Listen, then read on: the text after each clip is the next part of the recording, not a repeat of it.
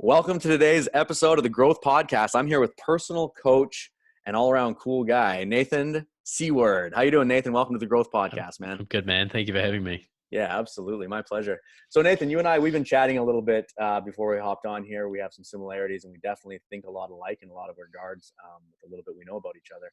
But for the folks listening at home and watching this who don't know you as well as I do, can you tell us a little bit about yourself, please?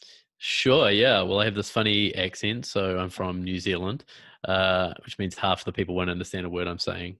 But I grew up in New Zealand, and yeah, it was a great place to grow up. Very sort of middle class, fun upbringing, lots of outdoors and stuff like that. And my mother was from Canada, so I traveled a lot back and forward to Montreal right from the time I was a little baby. And back in those days, the cockpit was always open. You know, they didn't have any security back in those days. So when my parents would fall asleep, I would sneak up to the cockpit and spend like hours talking to the pilots, you know, in the middle of the night. And that sort of started this obsession with flying and aviation and travel. And it never really went away. I did my first flying lesson when I was 12, convinced my parents to let me go and do that. Flew solo at 16, got my first license at 17, and then became a commercial pilot at 18, and sort of never really looked back. It was probably an unhealthy obsession, but I channeled everything I had into that career. So I spent 4 years as a flying instructor, and then about 11 years flying in airlines all around the world. Worked for some of the biggest airlines in the world, and finished up in Japan, flying for the biggest airline in Japan. And yeah, I just had an incredible career. I got to see the world, meet thousands of incredible people, and really fulfill a boyhood dream, which is yeah, something not many people get to do. So I'm very grateful for that. And then on top of that, I you know, probably like a lot of people that are listening, I always had this feeling that I was here for something bigger. And for me, it was to help people or to heal people in some way. That was always there since I was a little boy. I was around a lot of you know, my family had a lot of my brothers and sisters were going through breakups and a lot of sort of tumultuous things when I was a kid. You know, my siblings are a lot older than me. And so I always had this feeling of like, oh, I wish I could take their pain away. I wish I could heal them and help them feel better. And that never really went away. Flying was my primary passion, but I always had that feeling of wanting to help people. And I think a lot of my friends would come to me, and I was always the one that would listen to people. And in about 2014, I had a really nasty breakup that kind of sort of collapsed a lot of what I thought I knew about life. It was the first sort of big challenge I had. And I hired a coach to help me navigate through that. And that completely turned my life around in lots of different ways, not just the relationship. And at some point, I remember saying to him, like, this is amazing what you've done for me. Like, I think I want to do this. Like, tell me how I can become a coach like you. He was living in Bali at the time. He was charging me a ton of money. I thought, wow, this is pretty cool. And so I got into coaching and started training to be a coach, and just loved the whole idea, loved the modality of it, and started coaching people, and just built that business up to the point where it was matching my flying income. And then in 2017, made the decision to leave flying, which is an incredibly tough decision. I'm sure we'll talk about it. And went into coaching full time, sold everything I had, became a minimalist, traveled the world for 2 years, lived in a new city every 2 months, and just coached my ass off and built this business. And now I live in New York City and continue to grow that business. Absolutely. That's very cool, man. Thank you. It's inspiring to hear a guy tell the story of how they get to where they are, but be so authentically true about how you felt throughout that journey, right? It sounds to me like you're a very empathetic, heart-centered human who you can feel people's emotions, and you've understood that your calling is to actually help those people through things, right? And Yeah. you leverage the passion of flying to live that boyhood dream and to do that thing and get paid, obviously, and do very well for yourself. But then you stepped up the next level of your own personal growth, right? And you had the courage to actually step into it and actually do that.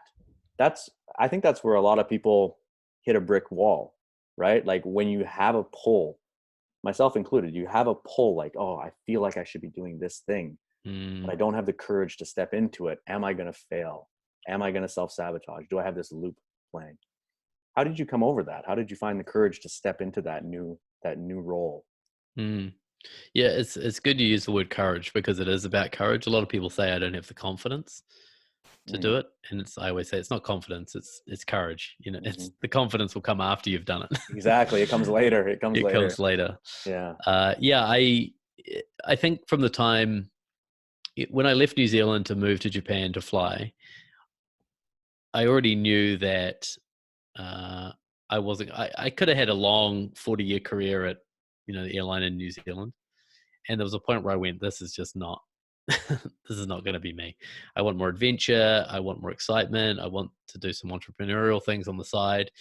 And when I found that job in Japan, it was the schedule was 2 weeks on, 2 weeks off. You could live anywhere in the world, and the airline would fly you to work Hmm. once a month. This is a crazy deal. That is a crazy deal. And I just thought, wow, like this is more like me. I can kind of have these two lives going on. I can travel and I can maybe start a business. I could live in Italy. I lived in Verona for a bit when I was commuting to Japan. Nice. And I thought, man, this is me. So I think the reason I tell you that is because I think the seeds of change were planted, probably 6 years before I left. Hmm. So I don't want to have it feel like, oh, I woke up one day, got a ton of courage, and just handed in my resignation, because it didn't go like that. It was a slow idea of kind of going, I think I want something different. What would that look like? Oh, here's a job where I don't have to give up my career. I can still keep flying, so that doesn't feel as scary. It was actually triple the income I was making too, so that was not a bad thing. Perfect. And I can also start moving into another world. Mm. So that was the first thing to say, is it doesn't happen overnight. Like everything, it's a slow transition.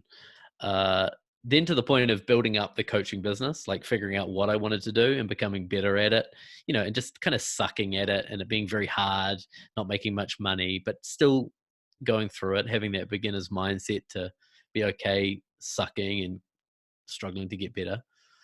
And then I think came the moment where it's like, it crossed over, where the flying was now less and less interesting.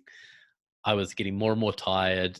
I was not enjoying flying, which that was a big red flag for me. I was like, hang on, this is something that has been dominated my entire life, and now I have disdain for it a lot of the time.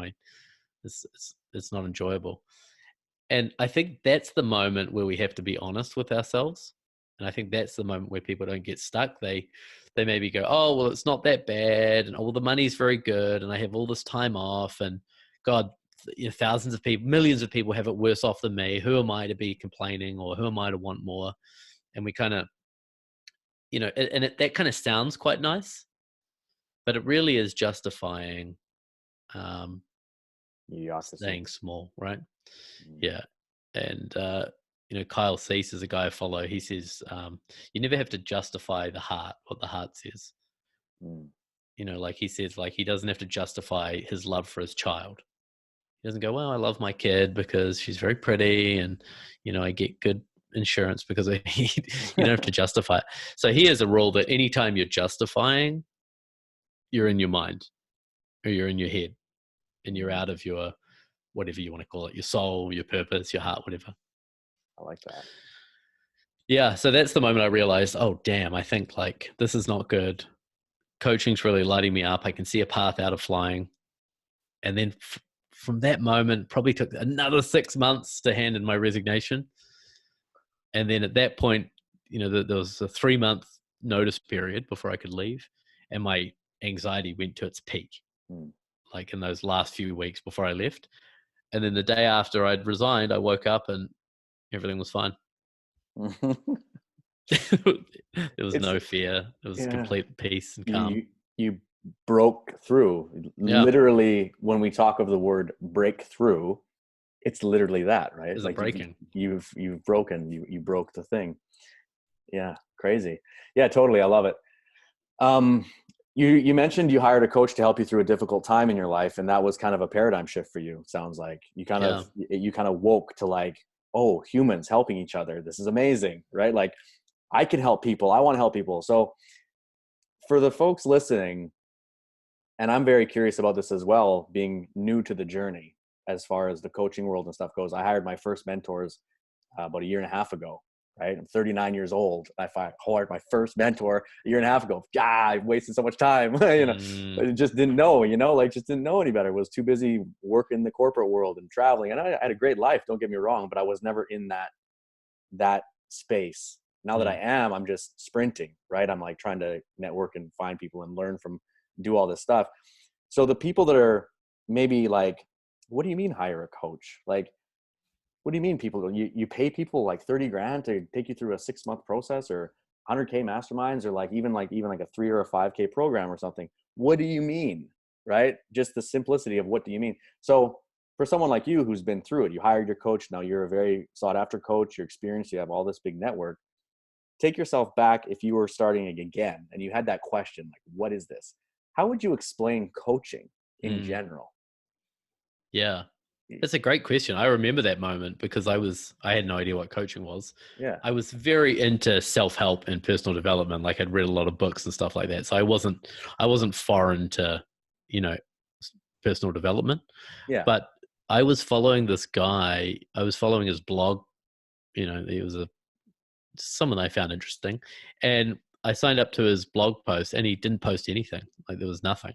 And so for about 6 months, I didn't even remember I signed up for it.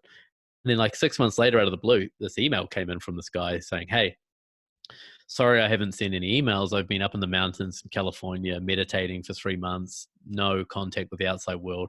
I've had huge insights and revelations." Uh, and he said that I realize I want to reach the consciousness and the enlightenment of Jesus, of the Buddha, of all of these things. And I was like, who the fuck is this guy? Who's talking like this, right? And I like them though. yeah, I like him. And Yeah. I replied to that email and said, hey, this is a cool email. I don't know anybody that's been meditating in the mountains of California. It sounds like an amazing journey.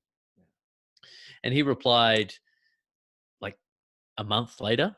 And that's the month I broke up with my partner. And we had this big breakup. And he replied and said, hey, thanks for the nice email. Sorry for the slow reply. I'm actually thinking of putting together a 12-week course just to teach some of these insights that I've had up on the mountain. Would you be up for it? And I was like, nah. Like, sounds a bit weird. Not really. And he goes, well, do you want to just jump on a call and talk about it? I was like, oh, okay. Well, I'm in a pretty shitty space. So, and that was it. So that's how I got led into it. It wasn't like this process of going, oh, I need a coach. I've got to go and seek it out. It took him Mhm. putting something in front of me, saying, hey, I think I can help you, reaching out. Um, and I think that's important for coaches and people in this world to remember is, we're walking through a desert holding a jug of water, but we still have to go up to people and say, hey, you look thirsty. I've got some water. This might help. And they might go, fuck off. Like, I don't need your help. Don't call me thirsty. Yeah. Which happens. But ultimately you still have to come up to people and say, hey, I've got water and it's really refreshing. And I know it'll help you and it'll hydrate you. And I'm here for you. Yeah. You know what These I mean? these guys I gave water yesterday, they're very hydrated. They're very hydrated. They're Look feeling at great. Yeah. Have a look over here. yeah. And I think, that's a lot of the courage in our business is the courage to just put yourself out there and offer yourself to people in that way. Um, so yeah, that didn't answer your question. Your question was how what does coaching look like for someone that hasn't done it before? No, that answers it. That very clearly answers it. It's Okay, more good. it's more like, yeah, no, it's perfect, man. It's perfect. That the thing is, like, to people who haven't experienced coaching, they're the guy walking through the desert, and if they, if you see somebody with some water, essentially what it comes down to is when you're on the personal development path, and I've been on that for years, like you say, but I didn't take the initiative to grab a human and actually talk to them. I was like, who's Mm, your mentor? I'd be like, Tony Robbins is my mentor. Like, I don't know him, but yeah, I've read all his books. That's mm, how I was thinking. Then I realized, oh no, you need to get close with people, because obviously interaction, energy exchange, it's a whole thing, right? Um, but yeah, just being aware and being on the journey and putting yourself out there vulnerable enough to attract the person and align with each other comes from a vulnerable state, and you both have to be in alignment to connect, right? So I always tell people this as well, like, I don't tell people, that sounds ridiculous. I speak to people about this. um, if you're not being truly authentic to yourself, you're not going to attract people that are on the same vibe as you. You're going to be false. So if you're vibing here and you're faking it, and now this person's here, this is not a connection, right? You have to be authentic to yourself so you attract people that are in your same zone, right? So, how do people?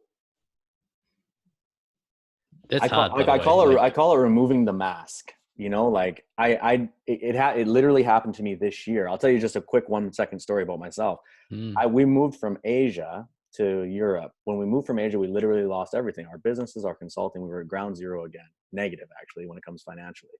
Emotionally, the best I've ever felt, which is crazy. Financially, the worst. Emotionally, the best, right? The most excited. That's the heart versus head thing. 100%. And it was like so clear to me. I saw what I wanted. I see my new vision, but like the bank account is terrible, but I was kind of like, perfect. It's the best place to start. You know, I can only go up.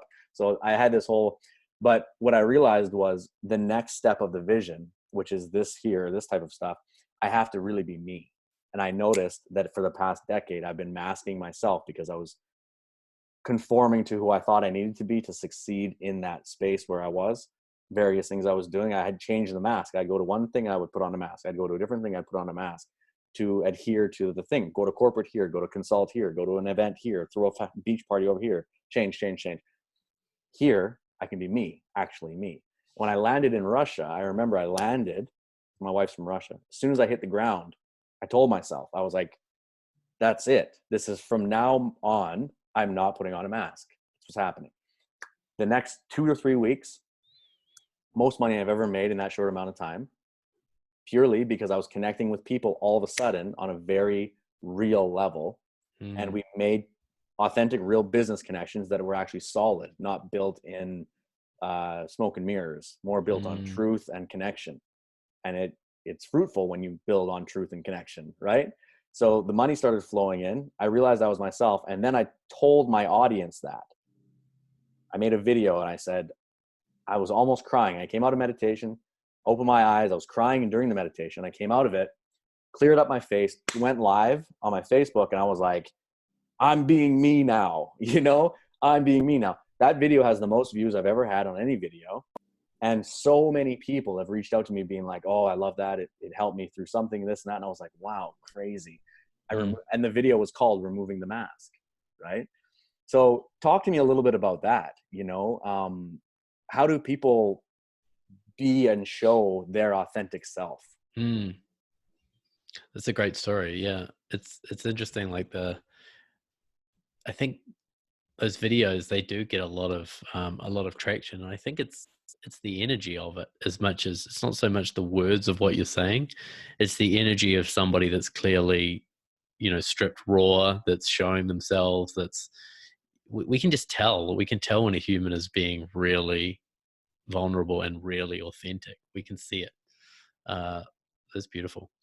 In terms of, you know, people are going to be on all different levels of this thing. I think there's not just one mask and we remove it and then away we go. There's all different levels. So for me, I've been doing this work a long time, and there's still things I go, oh man, I uncover things where it's like, geez, that's really inauthentic, or I'm not doing, I hide this part of myself to the world, or I'm ashamed of this part of myself, or just things that I'm not willing to say about myself, you know, to other people. So it's a constant journey. There's no top to the mountain. You just get to the peak and you see another 1,000 peaks in front of you. But a good place to start is, I think you need to have a safe person that you talk to with a lot of this stuff. And you have to be really strict about who you choose to share yourself with, because most people as a rule are not trained in, you know, good listening, or just being able to hold the space for someone to share the stuff. They want to help you solve it, or they want to fix it, or they can't be with the pain of it, or they're just not good at that kind of thing. So you have to pick people that are good. So that could be a therapist, that could be a coach, it could be a best friend or a close friend. But you have to be really clear with them about what you want. Hey, Aaron, I want to share something with you. and I have a request for you. Are you able to just like listen to me? I don't need any advice. I don't need you to comfort me. I really just need you to sit there and just allow me to share this stuff. Is that okay? So if you're really clear with people about those kind of requests, they'll be, you know, way more armed to be able to help you and support you. And then I think it's realizing it's getting honest with whatever you want to say, and realizing that you don't have to do anything about it. I think a lot of the times we don't want to say these things, or we don't want to put stuff out there because we think all the repercussions of that truth being out there. So if you have a safe person where you can just share, it's like, hey, this is one thing I love about working with a coach, is it's like I could just blast a whole load of ideas out there for an hour and not do anything about them, but now they're out of my mind.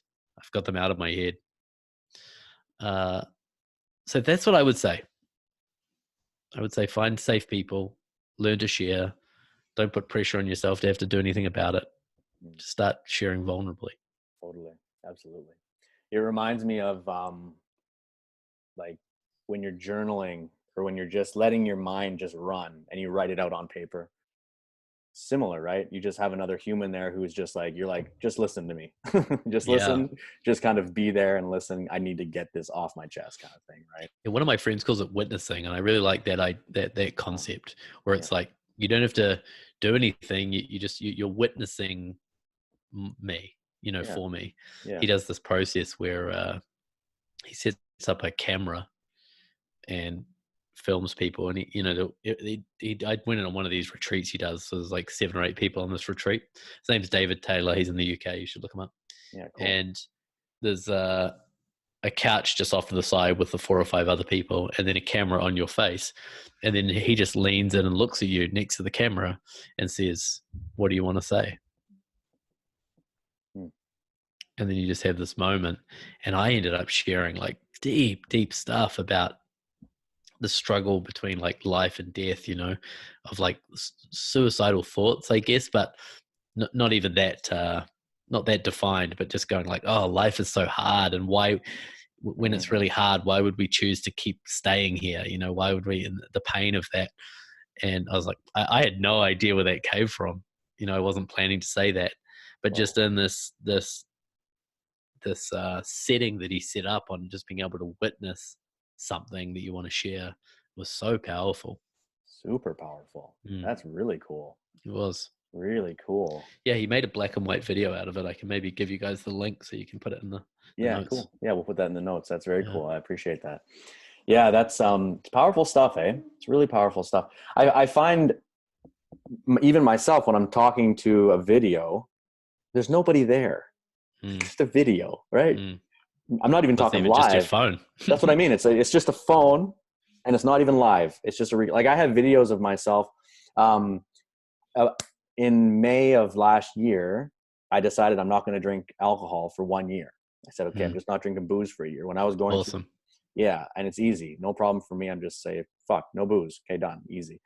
I was going through some tough times, like I was saying there, financially, business-wise, and I started leaning on alcohol, as lots of people do. And it was killing me because it's not my character to do that.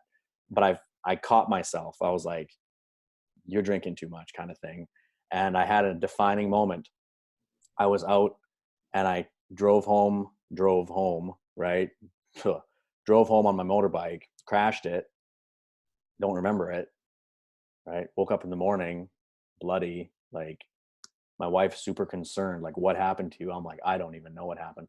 And I was like, that's it. Like, this is ridiculous. This is totally out of control now.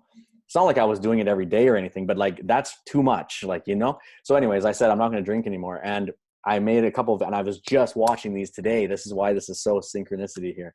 I was on the train just now from Brussels to Amsterdam, escaping the coronavirus, right? And I was cleaning my phone. And I was going through videos. I was like, delete. And I saw myself in a video talking to myself about this thing that I'm going through. I'm like, I'm not drinking anymore. This is the reason. It's like a 45-minute video of me swinging in a hammock in Asia by myself with our dog, sipping a coconut, crying, talking about why I got to do this. I got to be a better man. I got to level up my game. I'm vibing low. Alcohol's poison. I was going through this whole thing. Mm. Nobody's seen that video. I wasn't even intending to show anybody to it. I probably will at some point. Somebody will need to see it. It'll help somebody, I'm sure. But it's crazy what just that is. You're venting, right? Like it was listening to me. And I've even talked about this as a phenomenon because you see yourself. Mm-hmm. You see yourself. It's like, here I am talking to myself. Like it's you witnessing you. Do you think Mm. there's anything to that? Like you witnessing yourself, talking to yourself? Have you ever thought about that? I have, maybe in a slightly different way, where I think, we have, I witness it a lot when I'm coaching, that stuff comes through me for the person in front of me that I don't know where it's coming from. It's like I'll say stuff and I'll be like, geez, I never learned that. But it's exactly what that person needed to hear. And I've made videos, just, training videos for people and for myself, like over the last few years. And I'll watch them back and I'll be like, this is good stuff. This is exactly what I needed to hear today from this guy. Like, I like this guy. Yeah, I like this guy. He's got something to say. This Nathan guy has got his shit Really together. onto something. I'm Yeah. gonna follow that guy. Yeah, he's good. But there's Yeah. something crazy about that. I mean, that's a recent phenomenon. Like, I mean, I guess you could have a handy cam in the 90s and do it, but probably you wouldn't do that. Yeah. Whereas like just the idea of like whipping it up on a phone now and then playing it back, that's brand new. That's 10 years old. Yeah. It's crazy. So, yeah, this Powerful. is crazy. Yeah. Because I've also seen, I mean, I've just like you've probably done like hundreds, thousands of videos or whatever. And if you go back and watch them, it's crazy to see the progression of you. Number one, you can see your growth, like black and white. But you hear things that you're like, how did I even think of that? That's just, you're just getting a direct download and it's coming through you. You're in flow state and you're just home. You're accepting the universal energy. You're flowing it out and you're just letting it go. But one thing that I've noticed about myself, and I've talked to many speakers and things about this. Have you noticed that your voice has changed in any way? Definitely. Can I call it? Can I say what I think and ask you if it's true for you? Has your voice slowed down the tempo and gotten deeper? Yeah, definitely. Crazy, right? Mm-hmm. What do you think about that? Oh, I think it's, I mean, I think another thing with seeing yourself on video is like, that was a different person. Mm-hmm. The person that you just saw on the video that was in that moment, that's a different human. Almost, to a cellular level. Yeah, I was gonna say even it literally is a different human. Like, yeah.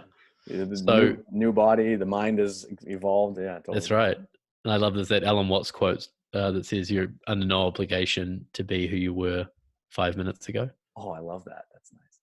Yeah, and he says like the other way he puts it, he goes, when you get on the subway, you got on the train today. He goes like, when you get on the train, the person on the train is a completely different person that was standing on the platform. Totally. He just has lots of different ways to say it. But I think, yeah, like as you evolve and as you take off these masks and go through different layers and learn things and go deeper in, it makes sense that you as a person would change. And so it's the same for me. My voice is slowed down. My voice is lowered. It's, yeah. I think you are a different person. Yeah. That's the answer. Simply, you're a different person. A lot of it is, I've noticed, I think faster than my mouth moves now. Whereas before I was kind of blurting out things. Whereas now I feel like I'm a step ahead in my mind and my mouth is behind it and I'm consciously aware of where I'm going. Whereas before I was just kind of like rambling, right? Like it's intense. It's very cool. That's also a part of, most of that will be from our survival mechanism, which is, the idea that at some point in our childhood, we realize that there's something not right about us. And so we develop a survival mechanism to hide that thing and get through life. So for me, I had, and again, a lot of people will relate to this. I had a big falling out with some friends at high school when I was like 14, and they all took my friend's side and I was left on my own. And so that year, like when I was 14, one of the loneliest years of my life. But the survival mechanism I developed is I remember thinking, I never want to upset anybody again. And I want to make sure everybody's my friend from now on. So I'm going to be like the most likable, kind guy that listens to everybody. And that's what I was. And I ended up having like 1,000 friends, like almost too many. But because it was coming from a survival mechanism, I didn't feel connected to anybody. I was just trying to make everybody love me and like me so that I never got hurt again. But I wasn't sharing anything of myself. I Oh, wasn't letting any of me come through. damn, dude. Hmm. I think I had the same thing. Well, it made sense to me when you said you talked a lot, because that would be a similar survival mechanism of like trying to like stay interesting or keep people Yeah. interested or keep, connected, right? But it doesn't Yeah. actually, what you said you've gone through now, being vulnerable and taking off the mask, that's a whole new level of connection with people that you didn't have before. Yeah. I'm way, way more connected with people now. And Mm. one of my mentors, I had a pretty deep discussion about the people pleaser character. He's like, your people pleaser character is fucked, man. Got to get control of that guy. So Mm. when I go into like double bubble meditations and things and Wizard's Gate stuff, when I'm connecting the different realities and I'm sitting in the middle observing and stuff, and then I bring the characters up, that character, he's always the strongest people pleaser. This guy, this guy, just Mm. dealing with this guy constantly. Mm. And I remember even asking, like being controversial on social media, for example, like I've always been quite polarizing, but then I'll backtrack it. Like I'll say something polarizing and then it'll catch people and then I'll justify it, or I'll be like, but whatever. Like, yeah, but my brother my yeah, brother has, that's his definition of vulnerability. He's like, when you say something and you immediately want to take it all back, yeah, it's yeah, vulnerability. yeah. But now I don't anymore. That's the difference now. Now Mm. in a different mentor of mine, his quote was something like, just stand in your truth. Full stop. Stand in your truth. Mm. And then his next follow-up line was, be like RoboCop. You have to be bulletproof. I was like, cool. Because my question was like, when you're doing, for example, organic social media reach, okay, that's what the whole thing was. I was like, if you're doing organic social media reach, what do you do when you get people like arguing with you about stuff? Like, I'm trying to reach them to quote unquote get them into business or be a partner or sell them something ultimately or whatever it is. You're trying to stir up some sort of a business relationship. Why are you arguing with the person? Like, it doesn't make sense to me. That's what I was saying to him. And he's like, because you're being polar. And then he started explaining, well, he helped me understand further the vibrational resonance and connecting, like tuning forks. And he's like, those people they're not gonna like you, and that's what you want, kind of thing. And I was like, oh, light bulb, big time. Got it. Yeah, cool, man. Okay, I, so yeah, I love it, man. I love it. So talk to us a little bit about your current business model. How did you come about that? What does it look like? What are you doing these days? yeah, well, coaching is it's an interesting, it's not for the faint-hearted, because it requires you, or me, I should say, to do my own work constantly. Like if I let my if I let my own work go, my business dries up. That's just the nature of this business. If I wasn't doing any personal development when I was a pilot, I made zero impact. I could still fly airplanes. I still got paid every month. So that's really different about this business, is because I'm helping people, I need to be looking after myself on a whole new level. So that is tough. But I like, I wanted something more challenging in my life. So this is cool. So when I started out coaching, I just coached everybody. So men, women, children, whoever wanted help, I was there. And now I'm kind of focusing a little bit more into, uh, there's another rule of thumb. I'm kind of giving some coaching tips for new coaches, because I know there'll be some listening, that your best client is you 5 years ago, or maybe even out to 10 years ago. That's your ideal client. So if you think about, I'm 36. So when I was 31, it's like I was right in the heart of this career business struggle, right? Was really unsure of my own identity, all the stuff that we've been talking about, removing the mask, kind of nice guy behavior, not wanting to polarize, not being able to stand in my truth. I always wanted to do a podcast, but I just could never get around to doing it. Right. So I love working with those people now, right? I see someone who's done pretty well in their life. They're successful in their career as a professional, but they're sensing that something is not right, or there's something more for them, or they're not reaching their full potential. They know they're just phoning it in at this job. And even though it pays well and they have the time off and it's all good, that they know there's something more. So I love having that conversation with those people, just to not to force them to leave their job, but just to go, hey, what do you think it is? Like, be that person where you can speak your truth to. What do you think it might be? What if you could do anything? What would that be? That cliche question, if I gave you $100 million, money was taken care of, what would you do with your life? How would you spend your time?